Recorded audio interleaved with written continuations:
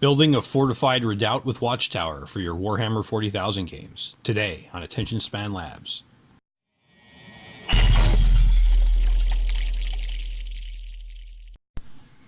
Bring fire and bring shell, and heap all upon the pyre. With flame and gun we shall make an end to the withered husk that is human life. And in the blazing furnace of battle we shall forge anew the iron will of a yet stronger race. As wriggling maggots upon a rotted corpse, they glut themselves upon the rank flesh that is the earth. Such is mankind, blind and bound to a dying world, naught but the writhing worm that mires itself in the corruption of its own progenitors. They who feast today do so in ignorance of their mortality, for tomorrow they must die, or change, and, if changing, then forever open their eyes to the dark hunger of eternal life. Let the flames of battle consume us. Let me tell you, that's kind of hard to read with a straight face. But that's from a time when Warhammer 40,000 was awesome. That's from the 3rd edition rulebook. Now, is Warhammer 40k still awesome? In some ways, yes. But I have to tell you, when I got into it for the first time in 2nd edition, around say 1995 or 1996, it was, from my perspective, a lot better than it is now. It was seemed a lot bigger place, and it had this character which it still maintains, but in a somewhat watered down context. And I think that one of the things that makes Warhammer 40k so great is that it's so over the top it can't be taken seriously. Just like that bit of text I just read to you from the 3rd edition rulebook. But yet it does take itself seriously. And I think now as they're trying to streamline it, make it more they're trying to streamline the rules, they're making it more mainstream. They're kind of dumbing it down. They're making the models, some of the models anyway, look sleeker, somewhat more smoother, more anime inspired. It loses a lot of that. So why am I talking about this? Well, because this model right here, the redoubt, the fortified redoubt with Watchtower, is inspired by the terrain from the glory days of 2nd edition Warhammer 40k, early and 3rd edition, when in addition to the charm of that severe over-the-top universe and tone that can't really be taken seriously but is, they were a bit more, shall we say, crafty, less refined with their terrain, and they actually had matte painted backdrops instead of digitally rendered trick photograph stuff that they tend to put in books now. And it was at a level that was, I think, more accessible to an actual hobbyist. Not that I think there's anything wrong with this beautiful piece of terrain right here, and we're going to talk about how I made it and what it's about in a minute here. But some of the things you see today in the rule books, in the codexes and other supplements, it just seems like there's maybe like they're photoshopped and they're manipulated after the fact, or a lot of them involve custom injection molded plastic pieces that they actually will sell to you for $100 for a tiny kit. But back in the day, they still made stuff out of cardboard and foam and bits of junk, and that's what this is about today. Okay, so this fortified redoubt with Watchtower, that's what I'm calling the piece, is inspired by a couple of things. One, most directly, is that the Watchtower itself was not so much inspired. It's an actual copy of a template put out by wargamingHobby.com, which I will link to. And they actually have a YouTube series. But I really love wargamingHobby.com because they bring me back nostalgically to the period of 1st, 2nd, 3rd edition 40k, where the terrain was still simple but awesome looking. And this is a template that you can download from there. Basically, I cut it out of chipboard. I cut out the template pieces out of chipboard and then trace it on what I wanted to cut later. And if you hear lots of yowling and screaming in the background, that's my cats interfering with video production yet again. Hopefully the dogs do not join in. What else was I saying? Oh yeah, so this is also inspired by this pick, which you should see on the screen, from the inside cover of the second edition Warhammer 40k rulebook. As you can see, it's a fortified tower that's seemingly embedded in rock, and I thought, boy, hey, that's a neat concept, even neater than the standalone tower. And I thought, well, they might build a bunker and then berm it over, is what they call it, basically, when you would cover it with rock and dirt, and the idea is that adds a bit of camouflage. It blends into the terrain better, but it also provides a great amount of extra protection from projectile weapons. It provides a great amount of protection from explosions, but also radiation. So it's exactly the sort of thing that if you were building a facility that was going to hide a bunch of soldiers or protect them from bombardment, from fallout, that's exactly how you'd want to build it, and that's the concept I have.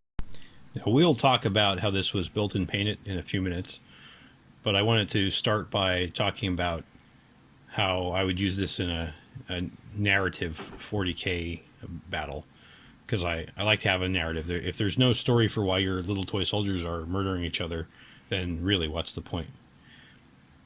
My thought was that these would be strong points scattered out along a military frontier, or even pre-built positions on a planet that was already held. It's indisputed, but in preparation of an assault. And the idea is that these would be smaller structures. So instead of building huge underground cavern complexes that might hold a brigade or a division, these would hold a couple of squads or a platoon, because then they'd be more likely to survive. It's not built to survive direct artillery bombardment, but it's meant to survive the proximity of it, and especially attacks from orbit, attacks with nuclear weapons, with radioactive weapons, plague weapons, and so forth. And the idea is that the troops could weather in there, and maybe one of this size might hold facilities within for about 20 men, 25 men, 30 men, about a platoon size for them to sleep and eat and weather the initial bombardment, and then come out to defend the place. So as you'll see here in a minute, as I start putting some miniatures on here, the tower itself is a very gameable surface. There's plenty of room on top for this unit of Conastan's Strato Hussars. That's one of my homebrew Imperial Guard units, for their stormtroopers, plus some scout marines to stand on top there. I fit about 9 men on there. I had trouble fitting 10 exactly. It depends on the pose of the miniatures, of course, but there's plenty of room up there for snipers or just a squad of riflemen to defend the place. If you have portable heavy weapons like my scout with the heavy bolter there, it would make a very interesting area to battle over, a good objective in, as they would term it, in modern 40k games. But you can also place troops in a couple areas around there. You have to be careful if they're pewter like these guys are, because we're going to tilt to one side. Thanks, Shell. Shell's also doing this video with me, and she's going to talk quite a bit about the painting process, because she's an artist and she's able to do more daring things than I am willing to do. But the top part can also hold an Imperial Guard heavy weapons platform. You could probably put small vehicles up there, though I don't know how they'd actually get there, guess you could land the land speeder up there, but that's not really what it's intended for. And then around the side, you can. It obviously blocks line of sight. It's a few inches tall. Push back. So it's in. It blocks line of sight. It's a few inches tall. I'm actually gonna pull it closer so you can see some of the detail on it as I rotate it around.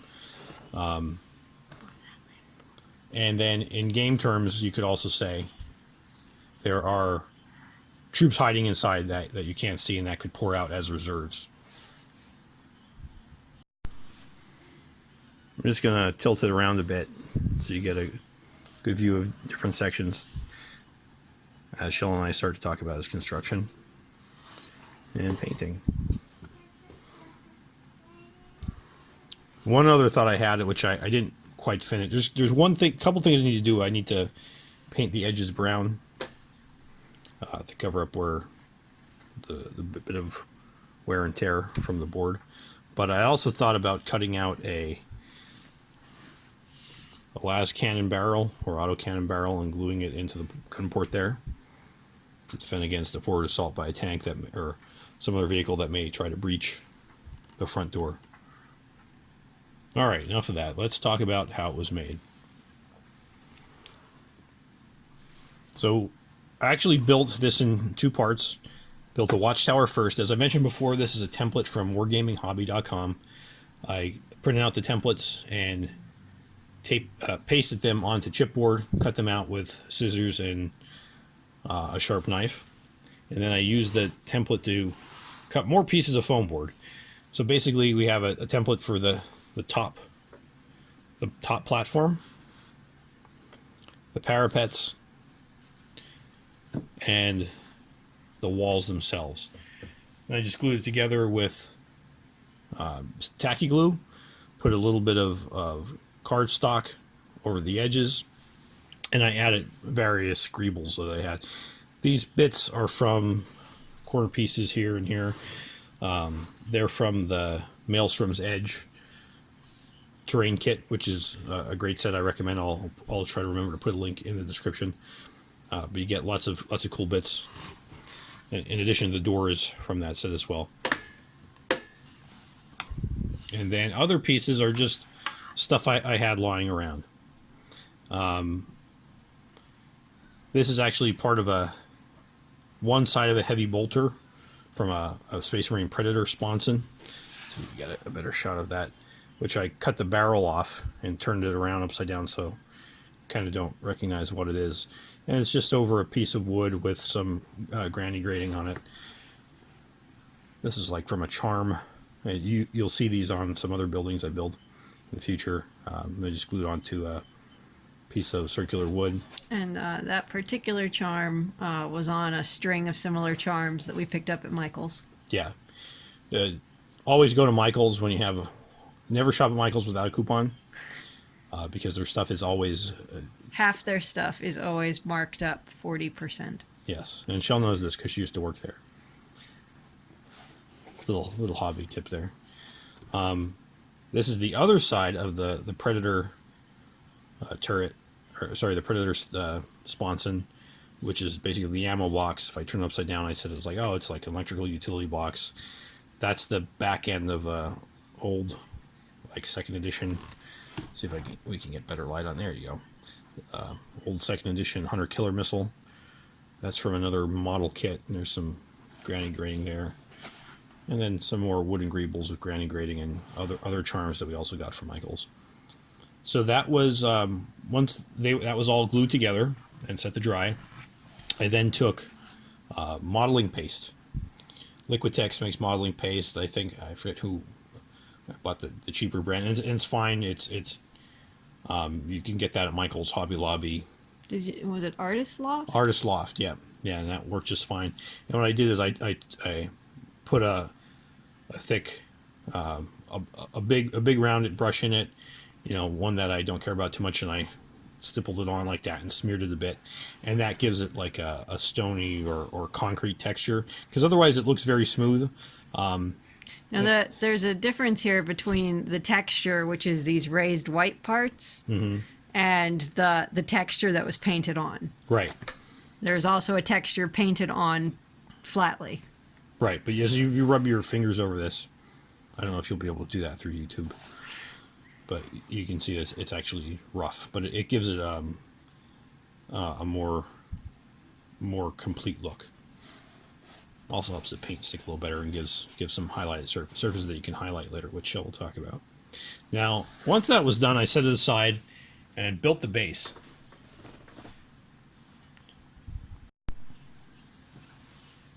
Okay, so the base started with an understructure of, which you cannot see at all, of rectangular styrofoam inserts, 2 of them together, and I cut them down and angled them a bit with a hot wire foam cutter.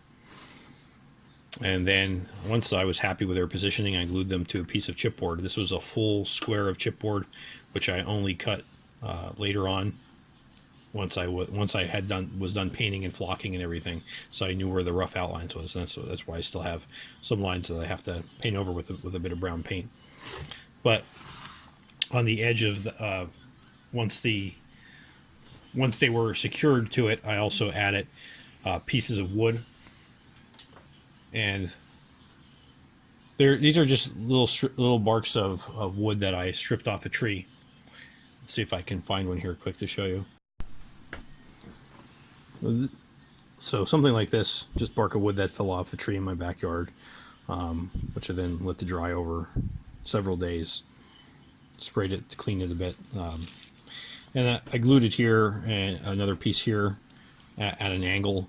The idea is that it makes a pretty good rock face. And then once all that was dry, I covered it in Sculptamold. Sculptamold, if you don't know, is it's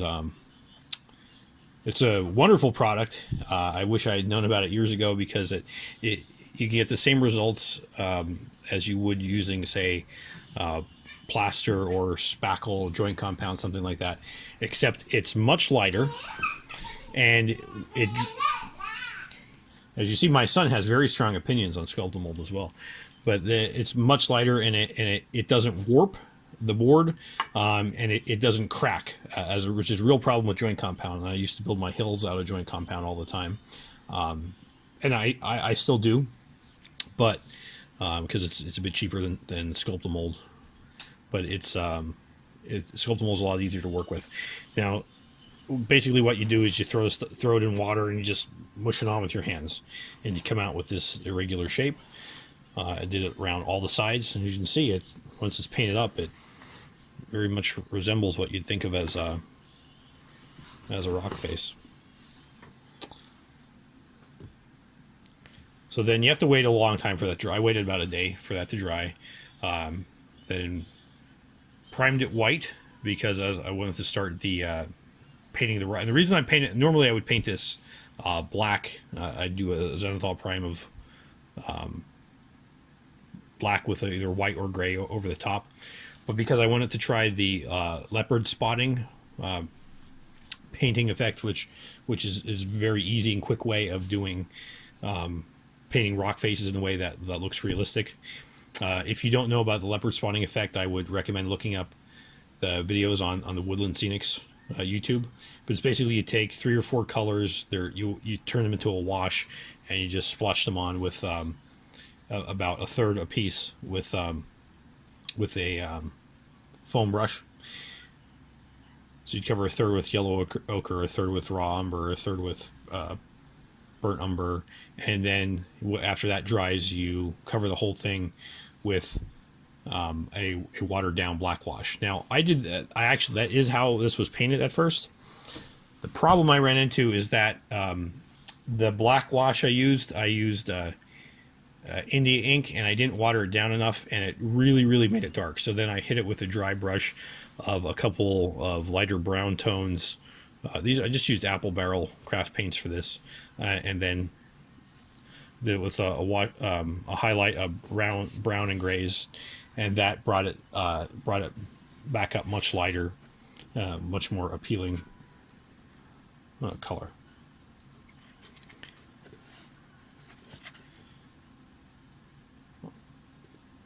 After that, I glued the Watchtower on, which had been primed, and Shell will talk about the hair-raising, in my opinion, the painting of the marbling texture. As I said, it's one of those things that I was not bold enough to do myself. But I jumped the gun a bit, and I started flocking then, and I added lichen and flock and static grass, and it's from a combination of woodland scenics, lifelike, Gale Force 9, huge miniatures, different flowers and stuff. Just because I really wanted to see how it looked. I didn't talk about the front. Before I go on about that, but let me finish and say that I shouldn't have started flocking until this was all painting, because it did get in the way a bit. But anyway, it worked out okay. The nice thing about making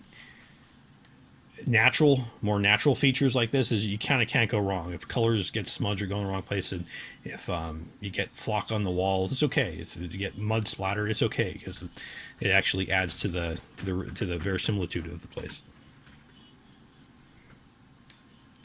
So one thing I forgot to mention is that on the one side of the rectangular building, I glued a rectangular strip of chipboard. I cut a hole for the door.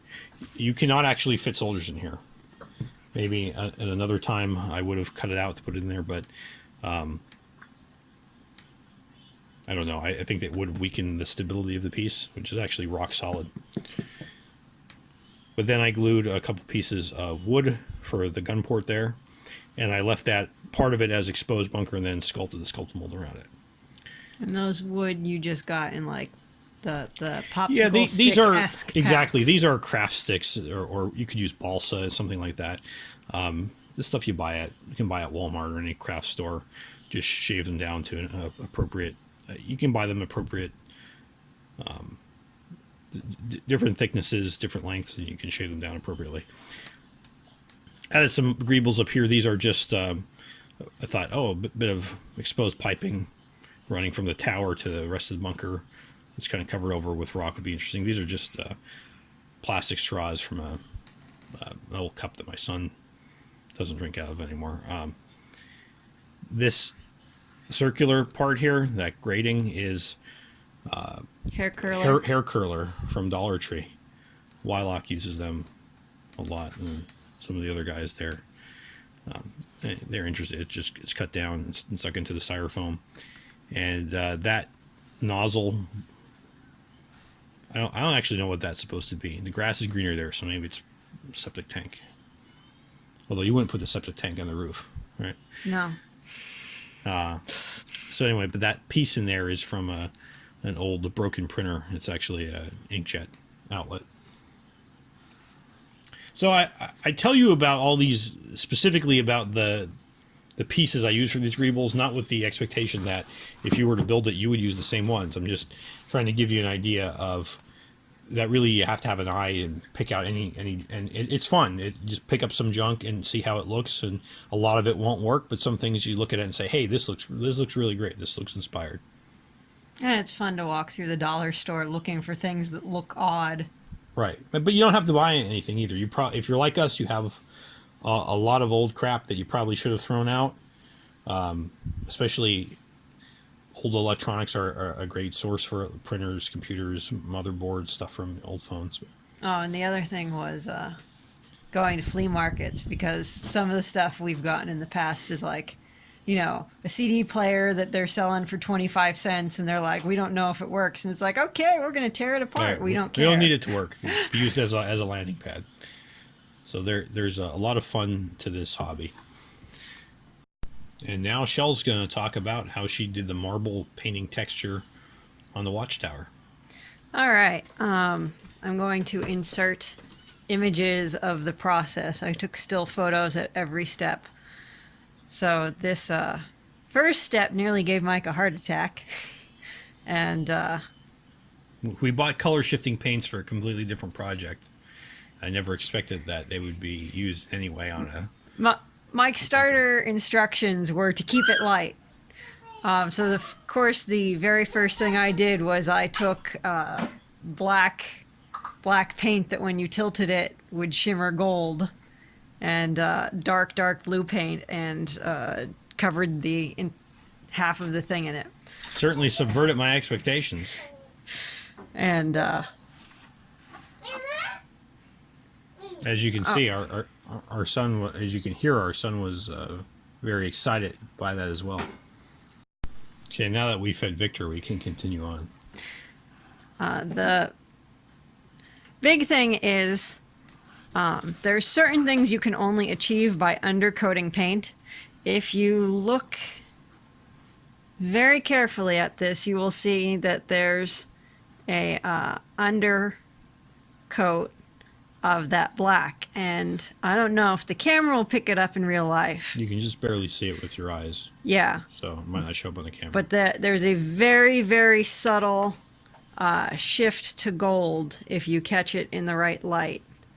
And I was trying to imitate marble with its veins, with its natural veins in it and whatnot. Let me set it down. So I put a very, very dark undercoating, and then at each step I got a little lighter, with the lightest areas being, you know, if you think of this is continents and this is the sea, in the middle of the sea, keeping the center of the continents, if you will, as dark, but always pulling it over so that in the end you do get a lighter hue to the whole thing. But you couldn't add in these darker details at the end because it would hurt the unity of the piece. By always glazing, well, I wasn't glazing, I was dry brushing throughout the whole thing, but by always dry brushing with a lighter color over everything. You used a sponge too. I did. But it was a dry sponge. I actually used the triangular makeup sponges because I needed a small sponge to get in like the nooks and crannies, and I covered everything with, as you can see in the pictures, blue tack to make sure. Ideally, you'd probably do the detailing after you do the sponging, but Mike put the details in first, so I just covered them all with very lightly with blue tack. Yeah, you don't want to jam the blue tack on there. That's a good tip too, because blue tack can be used as a masking agent as well as holding things together, and it doesn't strip the paint off.